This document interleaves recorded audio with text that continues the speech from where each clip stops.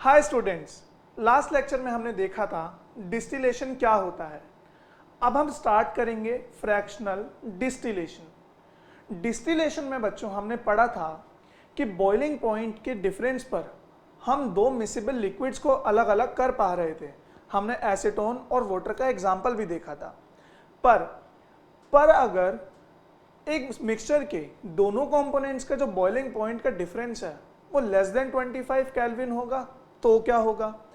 अब जब 25 केल्विन से कम बॉइलिंग पॉइंट होगा तो होता क्या है बच्चों, जब हम हीट करेंगे तो दोनों के दोनों components of the mixture evaporate होना स्टार्ट हो जाएंगे, मतलब वेपर्स में कन्वर्ट होना स्टार्ट हो जाएंगे।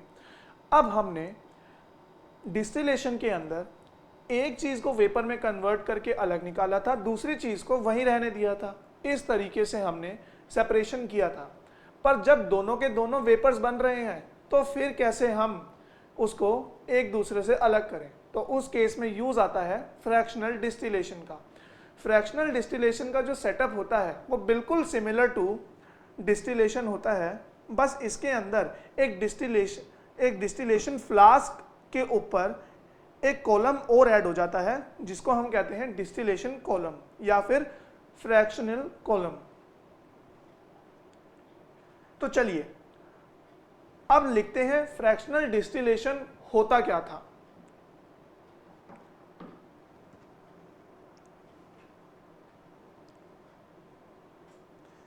Fractional distillation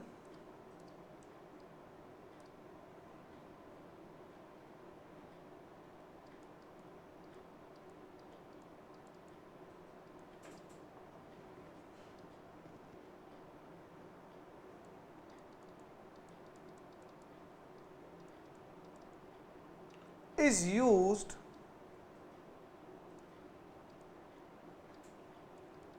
to separate a mixture of two or more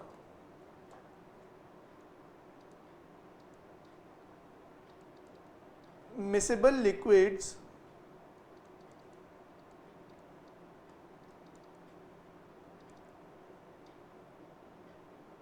for which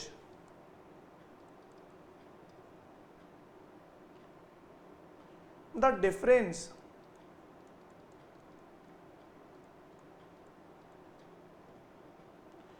in boiling points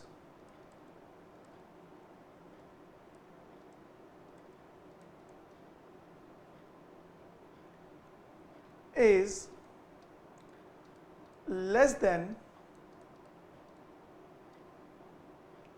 25 kelvin. तो इसके लिए हम यूज करते हैं फ्रैक्शनल डिस्टिलेशन का। अब फ्रैक्शनल डिस्टिलेशन का सेटअप बनाते हैं, कैसे हम फ्रैक्शनल डिस्टिलेशन को यूज करेंगे उसके बाद हम देखते हैं। तो देखिए, जैसा कि हमने डिस्टिलेशन में देखा था, बिल्कुल सेम सेटअप के ऊपर डिस्टिलेशन फ्लास्क के ऊपर एक फ्रैक्शनेटिंग कॉलम और ऐड हो जाता है। तो चलिए बनाते हैं इसका सेटअप।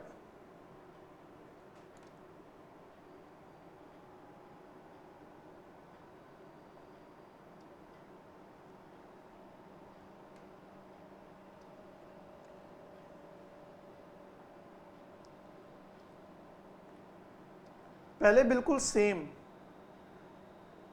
हम डिस्टिलेशन का सेटअप बनाएंगे।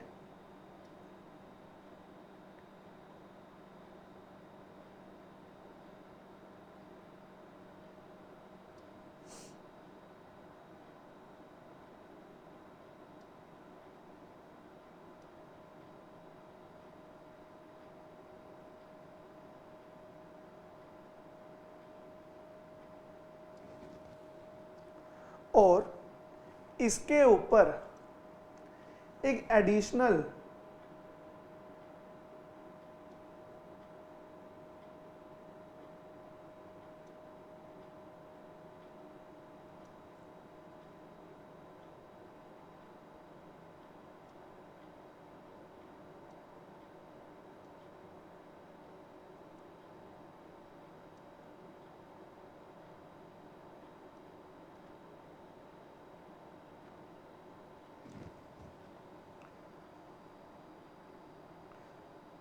फ्रैक्शनेटिंग कॉलम ऐड करेंगे,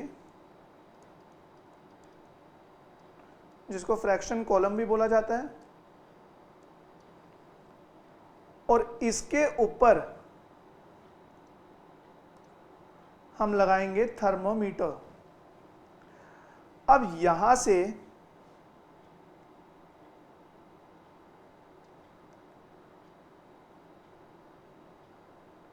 जो गैस आउटलेट पहले इस डिस्टिलेशन फ्लास्क से निकलता था, अब वो फ्रैक्शनेटिंग कॉलम से निकलेगा।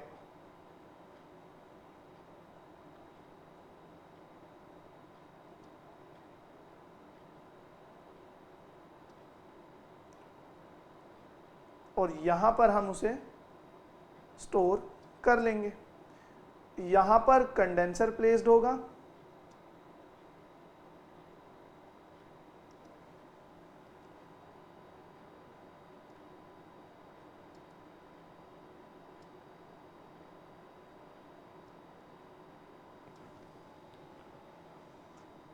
ये था डिस्टिलेशन फ्लास्क।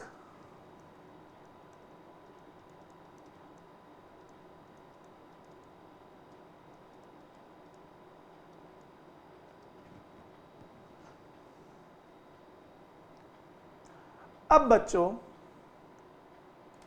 जो फ्रैक्शनेटिंग कॉलम है, इसके अंदर छोटे छोटे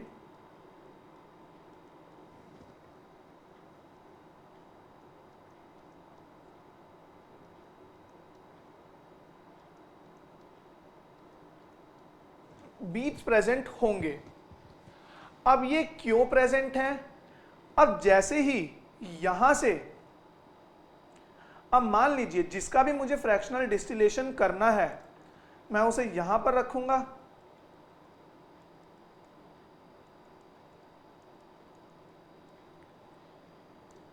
नीचे से उसे हीट दी जाएगी,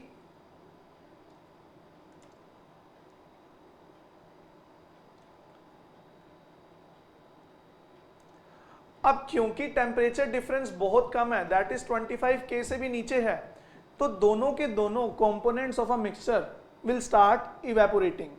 अब जब दोनों इवेपोरेशन करेंगे तो यहां पर दोनों जाएंगे, कुछ ऐसे वेपर्स जाएंगे और फ्रैक्शनल कॉलम में चले जाएंगे। अब बच्चों, जिसका बॉइलिंग पॉइंट था ज्यादा, वो क्या करेगा?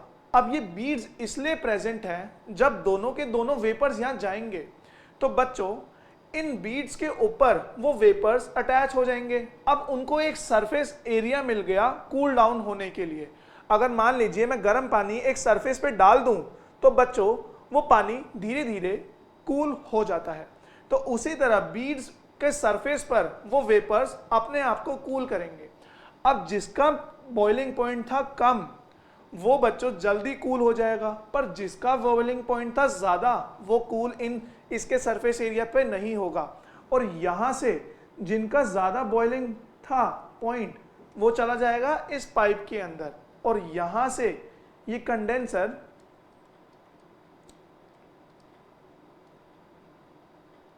कर देगा उसे कूल, और यहां पर हमें मिल जाएगा एक प्योर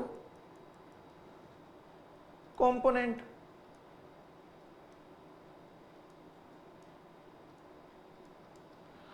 अब सवाल उठता है कि सर ये यूज कहां होता है, ये इसका एक एग्जांपल दीजिए। तो बच्चों, अगर मुझे लिक्विड ऑक्सीजन अपने एटमॉस्फेयर से चाहिए, मतलब एयर से मुझे लिक्विड ऑक्सीजन चाहिए, तो मैं फ्रैक्शनल डिस्टिलेशन का यूज करता हूं। अब कैसे होता है फ्रैक्शनल डिस्टिलेशन का यूज, अब हम वो देखेंगे। अगर मुझे एयर से चाहिए लिक्विड ऑक्सीजन, तो प्योर कंपोनेंट चाहिए, क्योंकि एयर मिक्सचर है बहुत सारी गैसेस का, तो मैं सारी की सारी गैसेस को यहां पर प्लेस कर दूंगा इन लिक्विड फॉर्म। अगर नाइट्रोजन है, ऑक्सीजन, उन सबको लिक्विड फॉर्म में मैं यहां पर प्लेस कर दूंगा। अब जब मैं हीट करूंगा तो ऊपर जाएगा, तो जिसका टेम्परेचर सबसे ज्यादा होगा वो ही बस कंडेंसर में जाएगा, बाकी सब यहीं सेटल डाउन हो जाएंगे। और यहां से जब कंडेंस होके मुझे एक pure liquid form of gas मिल जाएगी। तो चलिए अब देखते हैं कैसे होता है एयर से लिक्विड ऑक्सीजन का कन्वर्जन। तो हेडिंग डाल सकते हैं हम, how can we obtain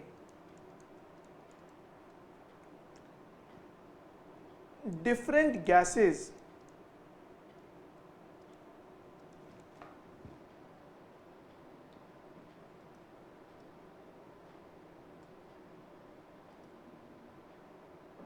from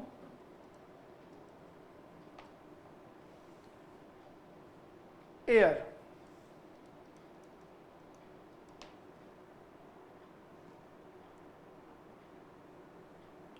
तो मैं आपको एक फ्लो चार्ट के थ्रू ये चीज समझाऊंगा और उसके बाद एक्सप्लेन करूंगा। सबसे पहले हमारे पास होती है एयर।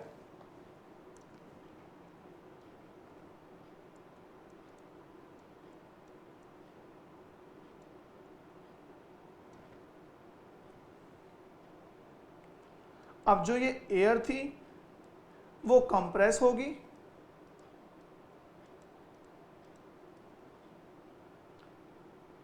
और कूल बाय इंक्रीजिंग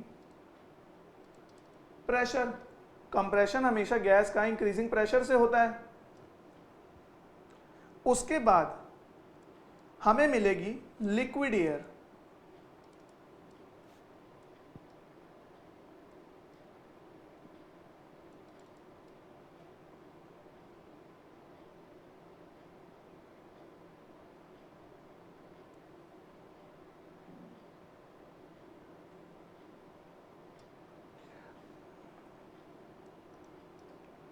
अब इसको हम अलाउ करेंगे टू वार्म अप स्लोली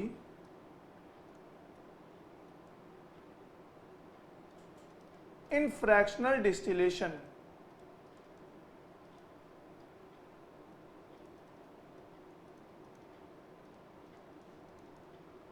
और हमें मिलेगी गैस सेपरेशन।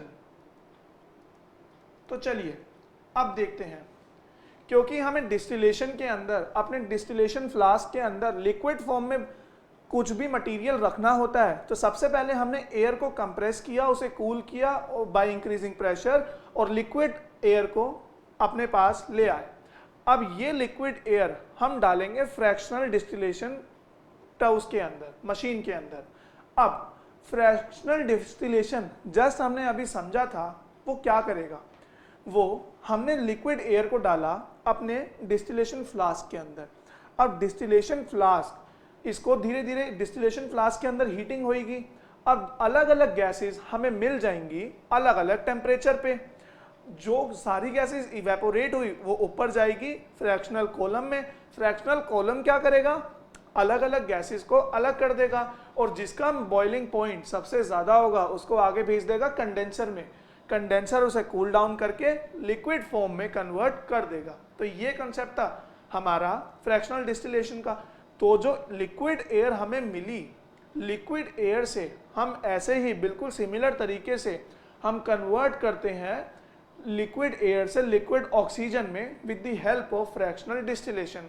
आपकी एनसीईआरटी बुक्स में एक डायग्राम भी दे रखा है पेज नंबर 23 पर, मैं आपको दिखा देता हूं। आपको एनसीईआरटी बुक्स में पेज नंबर 23 पर एक बड़ा सा डायग्राम दे रखा है।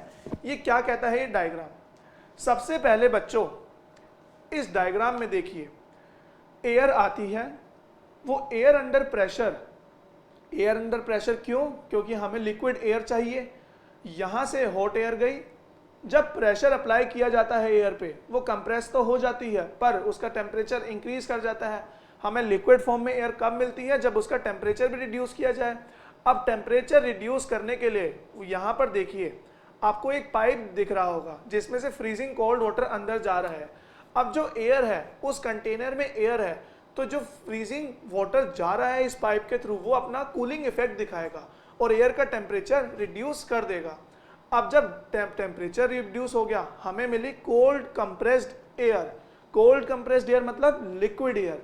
जो लिक्विड एयर होगी इसके अंदर जो भी कार्बन डाइऑक्साइड प्रेजेंट होता है, कार्बन डाइऑक्साइड क्योंकि उसका जो फ्रीजिंग पॉइंट होता है वो बहुत कम होता है, बहुत कम मतलब वो बहुत जल्दी फ्रीज हो जाता है।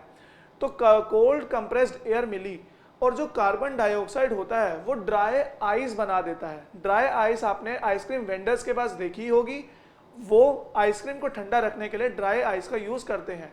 Dry ice is nothing but carbon dioxide. तो कार्बन डाइऑक्साइड ड्राई आइस की फॉर्म में सेपरेटर में से अलग चला जाता है।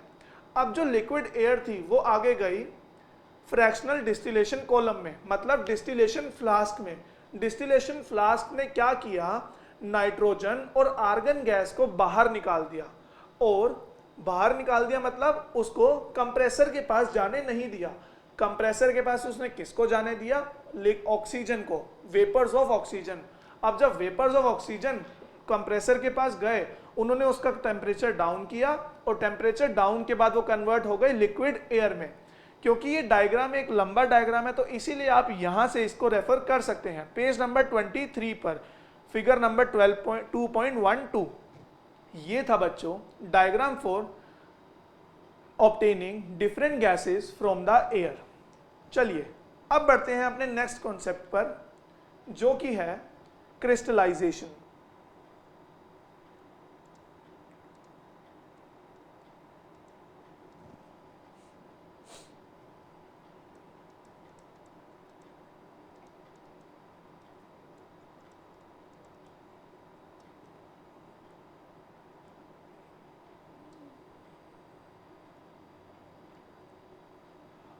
अब मान लीजिए हमारे पास कुछ सॉलिड है, सॉलिड मतलब ठोस, सॉलिड सब्सटेंस है, तो उसके अंदर कुछ इम्प्योरिटीज प्रेजेंट है।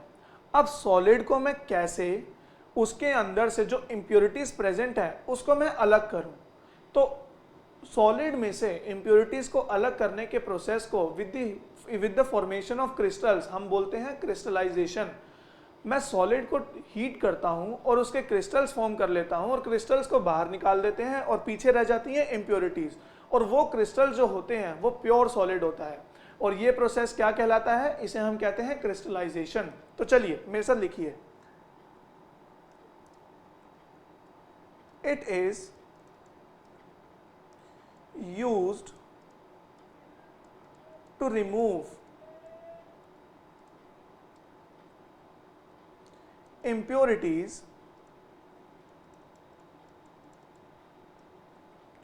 from solid and purify it।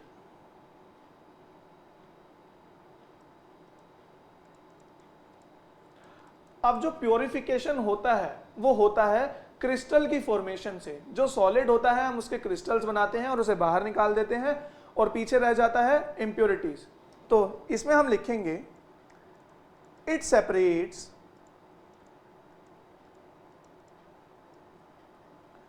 A pure solid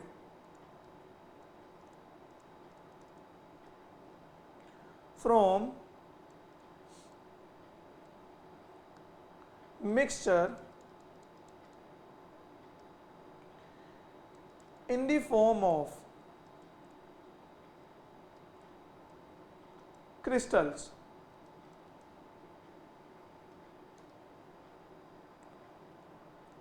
अब जो क्रिस्टलाइजेशन होता है वो एक अच्छा प्रोसेस होता है। अब हम ये भी तो कर सकते थे, यहां पर अगर जो सॉलिड था उसको मैं इवेपोरेट कर दूं और पीछे रह जाए इम्प्योरिटीज जो कि इवेपोरेट नहीं होती, और जो सॉलिड इवेपोरेट हुआ उसको बाहर निकाल दूं और पीछे रह जाएंगे इम्प्योरिटीज। तो हमने क्रिस्टलाइजेशन क्यों किया बच्चों? क्रिस्टलाइजेशन एक अच्छा टेक्निक है। क्यों? क्योंकि इवेपोरेशन में कभी कभार थोड़ी सी इम्प्योरिटीज भी इवेपोरेट हो जाती हैं जिसकी वजह से हमें फिर से इम्प्योर सॉलिड ही मिलता है। पर क्रिस्टलाइजेशन में क्रिस्टल्स बनते हैं हमेशा सॉलिड के, पीछे इम्प्योरिटीज के क्रिस्टल नहीं बनते हैं, जिसकी वजह से हमें प्योर सॉलिड मिलता है।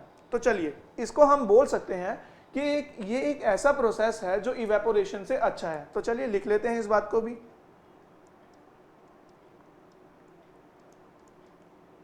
It is a better method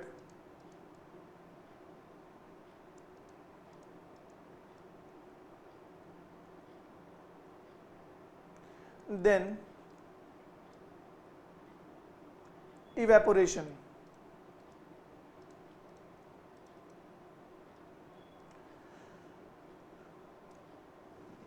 अब देखिए, अब जब फिल्ट्रेशन होता है तो कुछ इंप्योरिटीज, जैसा कि हमने पहले पढ़ा था, कुछ इंप्योरिटीज सॉल्यूशन के अंदर मिक्स्ड रह जाती हैं, वो अलग नहीं हो पाती हैं। अब वो इंप्योरिटीज अगर मैं उसे हीट भी करता हूं, तब भी इवेपोरेशन भी करता हूं, तब भी वो इंप्योरिटीज अलग नहीं होती हैं। तो इसी वजह से जो क्रिस्टलाइजेशन का कॉन्सेप्ट है वो बेटर है। तो अगर आपसे एग्जाम में क्वेश्चन पूछा जाए कि why is crystallisation better than evaporation, तो हम लिखेंगे it is better method than evaporation because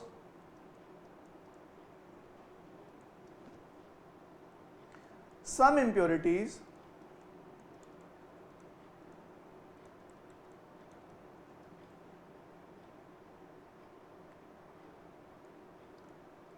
may remain dissolved in the solution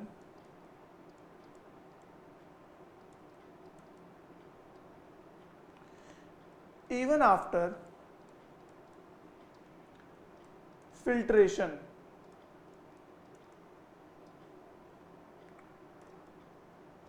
On evaporation,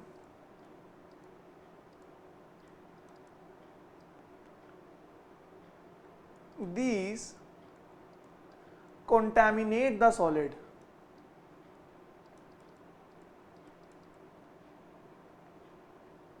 contaminate का मतलब है एडिशन ऑफ इंप्योरिटीज या फिर पॉइजनस सब्सटेंस हुआ लिक्विड।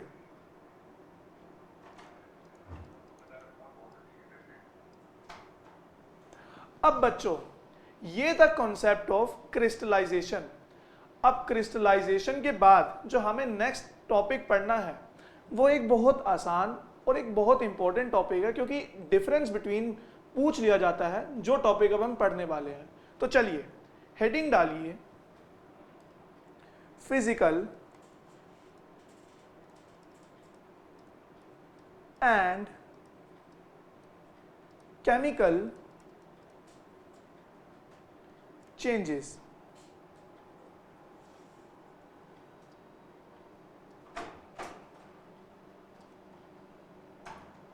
तो क्या होते हैं चेंजेस? जैसा कि हमें दिखता है, हम मिल्क से कर्ड बना देते हैं, हम दीवार का कलर चेंज कर देते हैं, तो ये सारे होते हैं चेंजेस। अब चेंजेस दो तरीके के होते हैं, physical changes, chemical changes.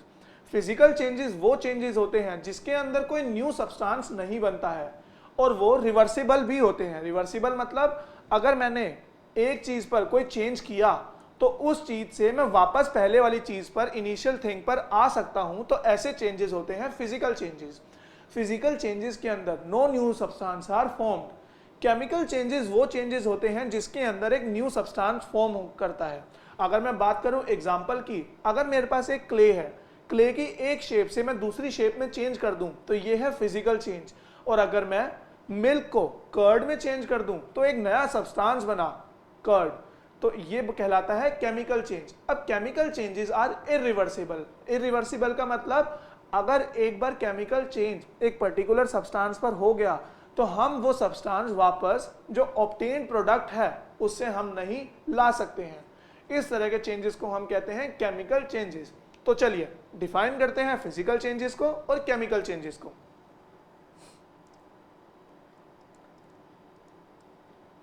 The process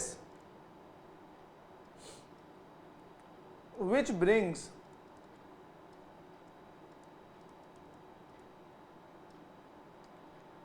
about changes in physical properties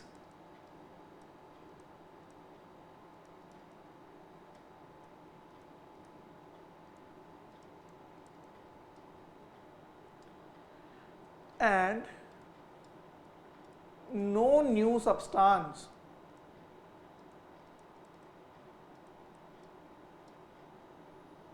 are formed are called physical changes.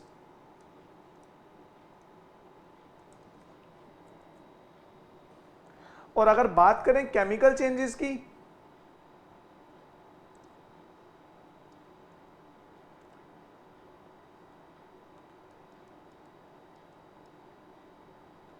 The process in which new substances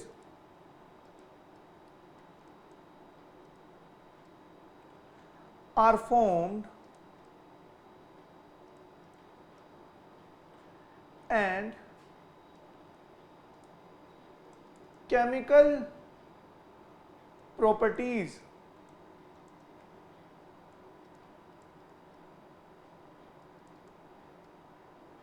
of substance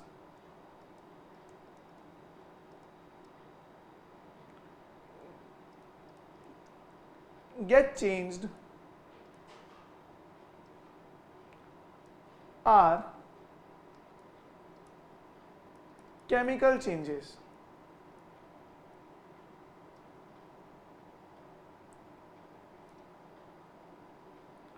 अगर मैं बात करूं एग्जाम्पल की,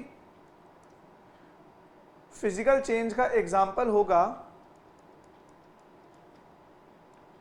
new shape obtained from clay. और अगर मैं बात करूं केमिकल चेंजेस की, तो इसका एग्जाम्पल होगा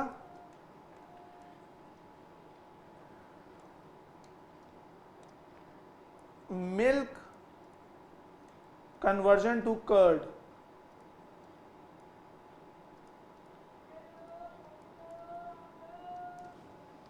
तो ये थे बच्चों physical changes and chemical changes.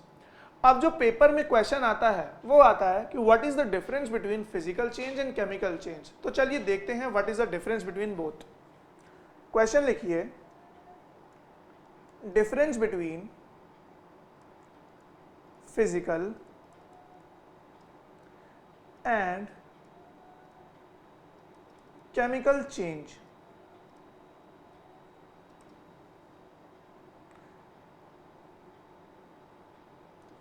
तो हम एक लाइन ड्रॉ करेंगे,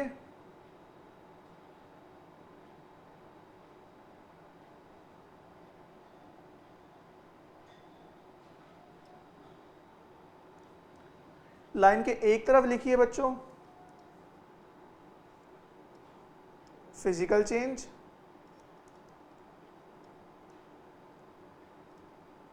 दूसरी तरफ हम लिखेंगे chemical change.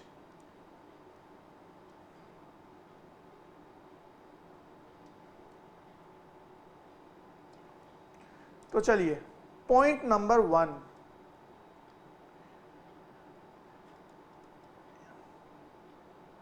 It brings change in physical properties. तो जो फिजिकल चेंज होता है वो फिजिकल प्रॉपर्टीज में चेंज लाता है। और फिजिकल प्रॉपर्टीज क्या होती हैं? Such as shape, size, density, ये सब होती हैं फिजिकल प्रॉपर्टीज।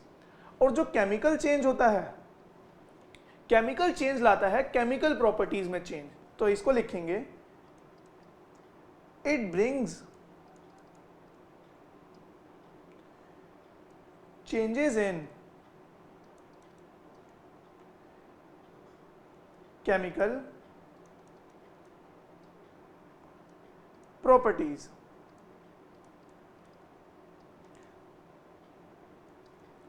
चलिए, अब केमिकल प्रॉपर्टीज का एज सच कोई एग्जाम्पल नहीं होता। क्यों? क्योंकि केमिकल प्रॉपर्टीज में चेंज होता है, पहले दो किसी पर्टिकुलर एलिमेंट्स के बीच में बॉन्ड था, अब वो बॉन्ड किसी दूसरे दो पर्टिकुलर एलिमेंट्स के बीच में बन जाता है, इसकी वजह से केमिकल चेंज आता है। Point number 2,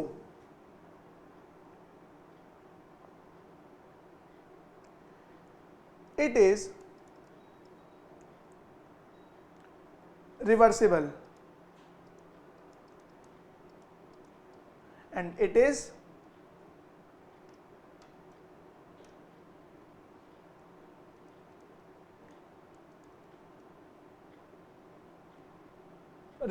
irreversible.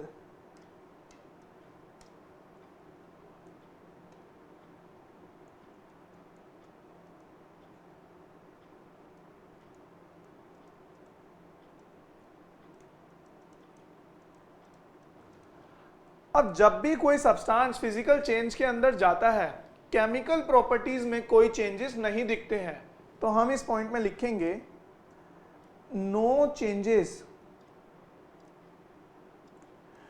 इन chemical properties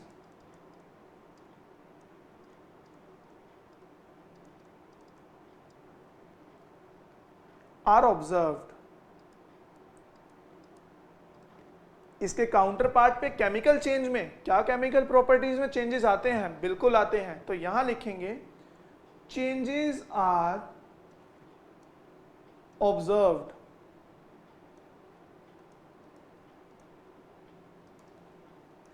point number 4, physical changes में कोई नया सब्सटेंस नहीं बनता है, पर केमिकल चेंजेस में एक नया सब्सटेंस बनता है। तो नो new substance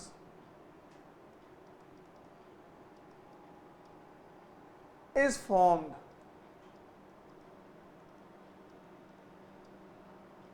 और यहां लिखेंगे new substance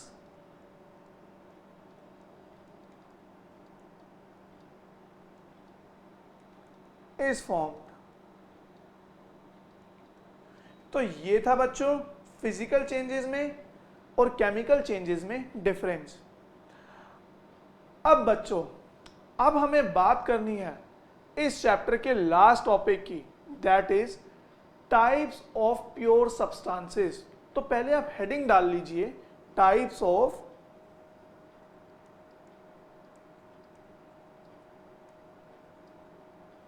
pure substances.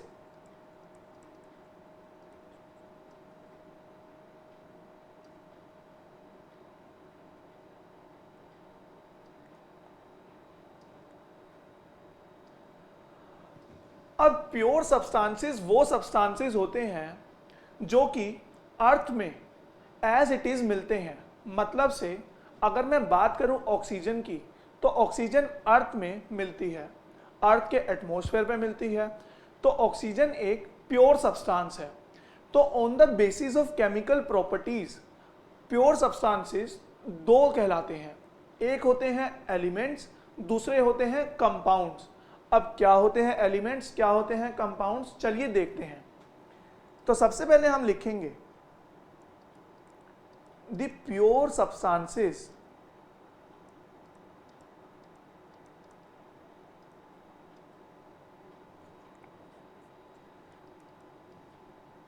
is divided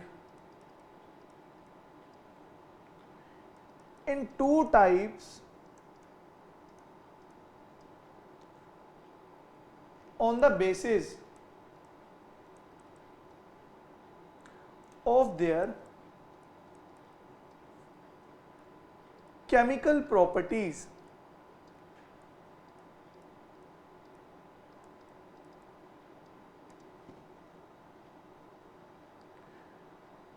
और वो जो दो सब्सटेंसेस होते हैं, वो जो दो टाइप्स हैं, वो हैं नंबर 1 एलिमेंट्स,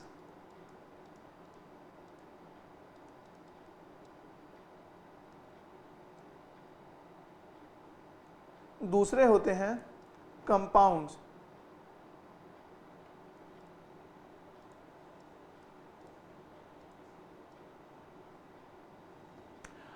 अब बच्चों, एक अर्ली साइंटिस्ट के हिसाब से एलिमेंट वो होते हैं सबसे सिंपलेस्ट फॉर्म ऑफ मैटर जो कि फर्दर ब्रेकडाउन ना हो सके। मतलब एक ऐसे स्टेट पर जाकर एक मैटर को हम तोड़ते चले जाएं कि इसके अंदर ये है, इसके अंदर ये है, इसके अंदर ये है, और एट द एंड हम एक ऐसे सब्सटेंस पर आ जाएं जो फर्दर आगे ब्रेक डाउन ना हो, उसको हम बोलते हैं एलिमेंट। एलिमेंट्स वो होते हैं simplest form of the matter जो कि फर्दर ब्रेक डाउन नहीं होते हैं। तो इसकी डेफिनेशन हम लिखेंगे,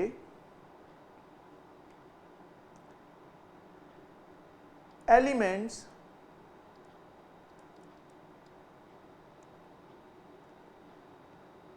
is a basic form of matter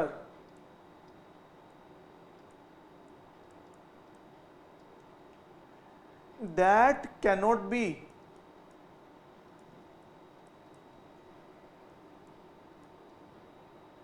broken down into simpler substances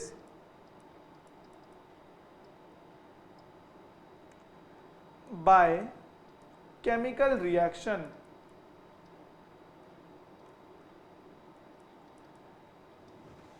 तो अगर मैं एक एग्जांपल की बात करूं, अगर हम एक लेमैन की तरह देखें तो एलिमेंट्स का एग्जांपल बेस्ट हो सकता है, एक क्लास बनती है बच्चों से क्लास बनी और बहुत सारी क्लासेस को मिलाकर एक स्कूल बना।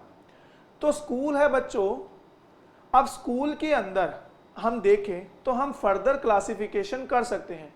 स्कूल के अंदर होती हैं क्लासेस के अंदर होते हैं स्टूडेंट्स, पर क्या स्टूडेंट्स का और फर्दर क्लासिफिकेशन हो सकता है? नहीं, स्टूडेंट्स सारे एक बराबर होते हैं, तो स्टूडेंट्स हो गए एलिमेंट्स। चलिए, अब एलिमेंट्स जो होते हैं वो तीन तरीके के होते हैं। वो तीन तरीके कौन से हैं? सबसे पहले तरह के एलिमेंट्स को हम बोलते हैं मेटल्स, दूसरे तरह के एलिमेंट्स को हम बोलते हैं नॉन मेटल्स, और तीसरे तरह के एलिमेंट्स को हम बोलते हैं मेटेलॉइड्स।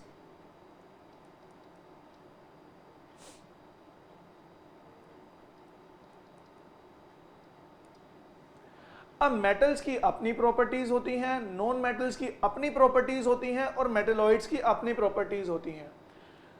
कुछ एलिमेंट्स, हमारा पीरियोडिक टेबल होता है जिसके अंदर 118 एलिमेंट्स होते हैं। तो 118 एलिमेंट से कुछ एलिमेंट्स को हम बोलते हैं मेटल्स, क्योंकि उनकी प्रॉपर्टीज एक तरीके की होती हैं। कुछ को हम बोलते हैं नॉन मेटल्स। क्यों नॉन मेटल बोला जाता है? सबका रीजन है।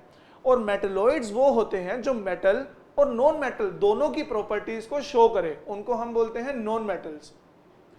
ये तो थे एलिमेंट्स। अब हम बात करते हैं कंपाउंड्स की। तो हेडिंग डालिए कंपाउंड्स। तो जैसा कि हमने स्कूल वाला एक एग्जाम्पल लिया था, बच्चों, जब बच्चे मिलकर एक क्लास बनाते हैं तो क्लास हो गया कंपाउंड। अगर बहुत सारे एक से ज्यादा एलिमेंट्स एक दूसरे के साथ मिल जाएं तो वो फॉर्म करते हैं कंपाउंड। तो अगर मेरे को इसको डिफाइन करना है, मैं कैसे करूंगा? A compound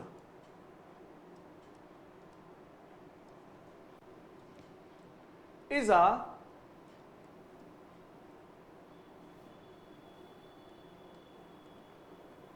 substance composed of two or more metals, more elements,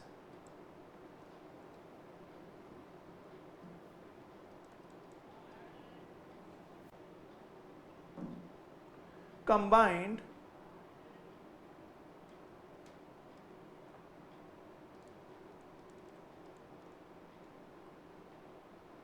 chemically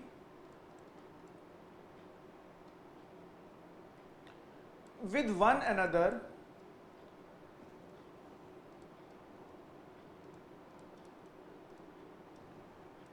in a fixed proportion। तो ये थे बच्चों कंपाउंड्स। एलिमेंट्स और compounds are the only pure substances that are available on the earth. अब बच्चों, हमने यहाँ पर मेटल्स, नॉन मेटल्स और मेटलॉइड्स को डिस्कस किया था, पर इनकी कुछ प्रॉपर्टीज होती हैं जो हम क्वेश्चन की फॉर्म में अपनी नेक्स्ट वीडियो में कवर करेंगे। तब तक के लिए आप इस सब को रिवाइज कीजिए, और अगर आपको कोई भी डाउट हो तो आप हमसे ज़रूर पूछिए। नेक्स्ट वीडियो में हम बैक एक्सरसाइज प्लस कुछ एडिशनल क्वेश्चन सॉल्व करेंगे ताकि आपका कॉन्सेप्ट और क्लियर हो। Till time, take care, thank you so much.